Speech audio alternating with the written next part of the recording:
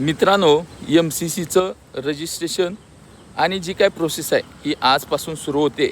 आणि या ठिकाणी मी एक गोष्ट तुम्हाला आवर्जून सांगू इच्छितो की गेल्या वर्षीचा राऊंड 1चा ट्रेंड काय होता.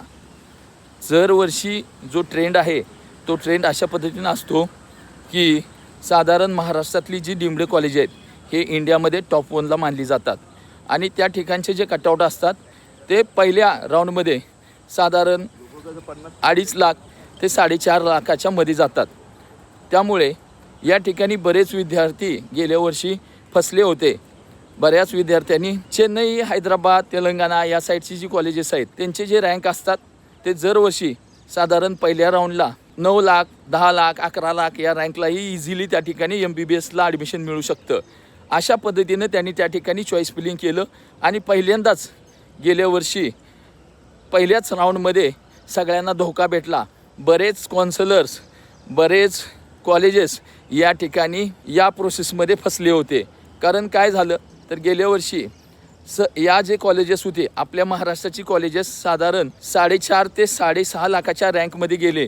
आणि चेन्नई, हैदराबादची कॉलेज जे होते ते पहिल्याच राऊंडमध्ये साधारण 2.5 ते 4.5 लाखाच्या मध्ये गेले होते. त्यामुळे गेल्या वर्षी पहिल्यांदाच अशी एक हिस्ट्री क्रिएट झाली होती की ज्याच्यामुळे पहिल्या राऊंडमध्ये सगळी लोक फसले होते. त्यामुळे तुम्ही जर ट्रेंड पाहून जर कॉलेज सिलेक्ट करत असाल तर मित्रांनो, मी एक गोष्ट लक्षात ठेवा सांगेन की तुम्हाला जे कॉलेज पाहिजे तेच कॉलेज तुम्ही रँकला सुरुवातीला टाका. त्याच्यानुसारच तुम्ही चॉईस फिलिंग करा. मित्रांनो, ट्रेंड पाहून तुम्ही जर चॉईस फिलिंग करणार असाल तर नक्कीच त्या ठिकाणी या भारतामधल्या लोकांची आपण मेंटॅलिटी समजू शकणार नाही. कारण कोणाला कोणतं कॉलेज पाहिजेलं असेल त्यानुसार तो विद्यार्थी त्या ठिकाणी पालक चॉईस फिलिंग करत असतो. त्यामुळे तुम्ही ही काळजी करायची गरज नाही. कारण त्या ठिकाणी तुम्ही जर या ठिकाणी तुमचा विचार करून तुम्ही जर ट्रेंड पाहून जर कॉलेज टाकणार असाल तर नक्कीच तुम्ही या ठिकाणी फसू शकता.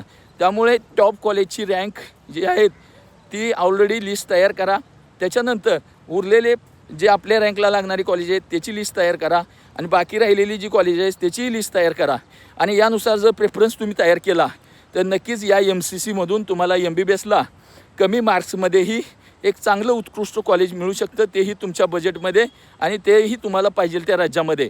जर या पद्धतीनं तुम्ही विचार केला तर मित्रांनो तुम्ही या ठिकाणी सक्सेस होऊ शकता. ही गोष्ट कोणच या सोशल मीडियावरती सांगत नाही.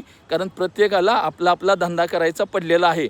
त्यामुळं अजूनही काउन्सिलर आप्पा पेजला फॉलो नसेल केलं तर फॉलो करा. आणि आपल्या मुलामुलींच्या स्वप्नांसाठी आजच WhatsApp आणि टेलिग्राम कम्युनिटी जॉईन करा. जय हिंद, जय महाराष्ट्र.